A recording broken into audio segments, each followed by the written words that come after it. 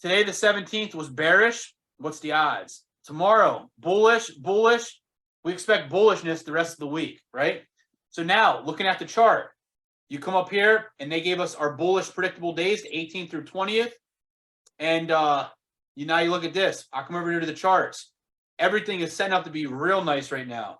DIA to me is stacking up to be bullish. I'm going to keep that on for the day trading. Qs, triple Qs, they're setting up. They're looking real bullish right now. They're above our averages. SPY, we already talked about. And they're setting up to be real nice. So let's pull up our chart. What's our futures at right now? We're actually red right now, but let's see what tomorrow presents itself. We could still gap down and give us some of our setups, and that's what's real beneficial about the day trading side. We get to make money when stocks go up, and we get to make money when stocks go down. You know what I mean?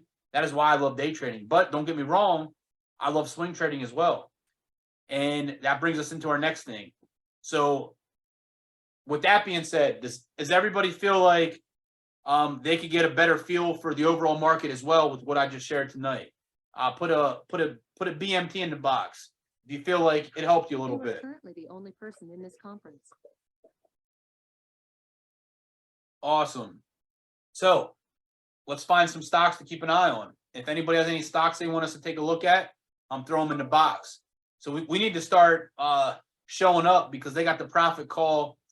They got the profit call tomorrow where they be getting trades and they've been picking stuff. So we're going to find some stuff on our calls and we're going to brag about our profits. All right. Erica says NVIDIA. Currently the only person. So let's see.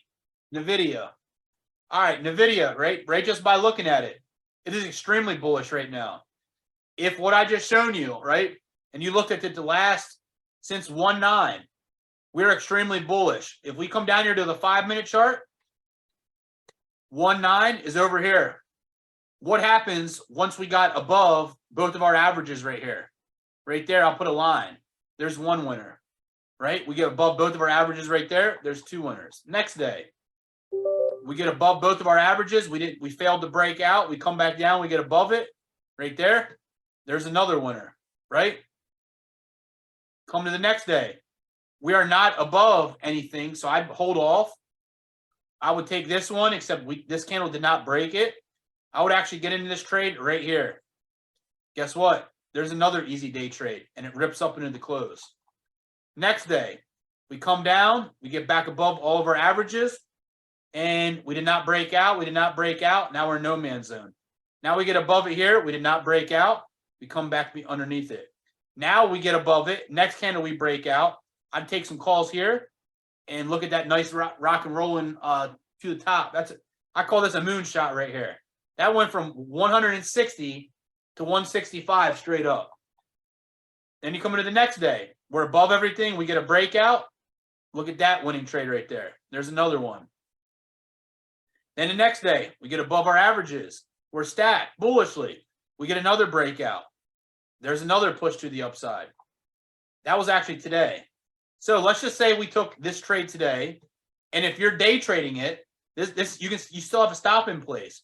Your stop out would be if it closes underneath the 55 right here. So you can take the trade with confidence, understanding that if you're wrong, that's totally fine, but you can take a stop out and walk away and never look back. So if we take in this trade today and we look at NVIDIA, NVDA, and you took this Friday's expiration because we plan to be in and out the same day, this kind of move right here, price was 173. You're probably taking the 174s or 175 calls. 174, they don't have 174. 175 is 16,000 open interest. That is plenty of money for everyone to make money. And we would have taken this trade on the breakout at 936 and higher. So control V it, right? 936 would have been right here. We would have got filled for $3, $301 for one contract. And this thing went and hit a high of 472. That's $172 profit potential, max profit, which you're never going to get. But this shows you the potential you could have got. Your cost basis was 300, and that's a 57% ROI trade. However, you're never going to get that. But if you got a 10% or 30% or 50%, would you be happy with that? I would, right? I know you guys all would be. I would. That's an easy money trade, right? And then sometimes when you get in that situation where it ran up right here, you could have bought this contract for 70 cents and it ran up to $1.50. So that's a 100% winner. But that's because you're super far out of the money on that one. So I probably wouldn't have done that. So that's NVIDIA. NVIDIA is real good. I'd keep an eye on it. I'd still have a bullish bias. If we gap down, that's perfect. That might give us a situation where, let's see. That might give us this situation right here, Erica. And then once we get our breakout, our pattern right here, that's an easy winning trade. You see that? That is an easy winning trade, but that's just me.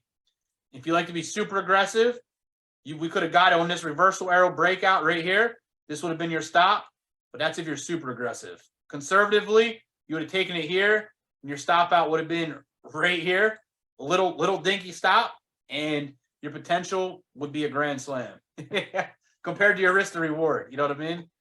Does someone else want to put a different stock in the box?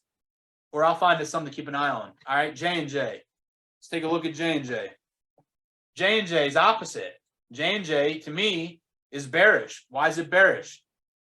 We're bearish because we're underneath all of our averages for the last 1, 2, 3, 4, 5 days. Come back down to the 5-minute chart. And this is if you like day trading. If you don't like day trading, you would simply do something like this.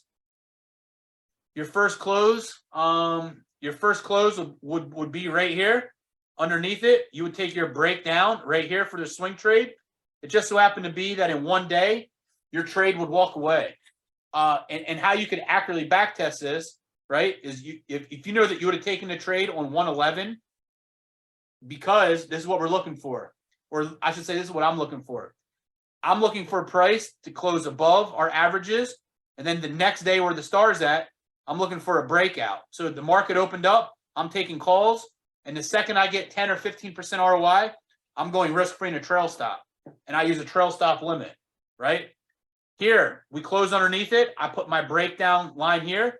So on this day where the star's at, I need to break down underneath this and violate it. If that happens, this will be my stop loss.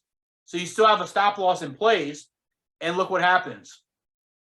Price pushes down. You're good. You know what I mean? That's an easy money trade.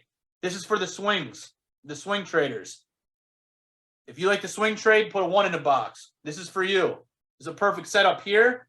There's one winner. Here's a perfect setup here. There's 2 winners. Who likes to swing trade in here? Or I should say, who only swing trades in here? I swing trade and I day trade, so I'd put a swing trade and a day trade in. But if you like to day trade, now you can use the swing trading and give you a bias of what you like to do. So now you come here to the 5-minute chart. What you said the last 5 days, right? This is what I'm looking for. Right here. We close underneath our averages. I'm taking this breakdown right here. My stop out's right here. Look what happens. Price prints down. There's one winner. And you come to the next day. Right here, we get underneath this breakdown. As soon as the market opened up, we close underneath the 55. The second the market opened up, you would take your put here and know this will be your stop out right there.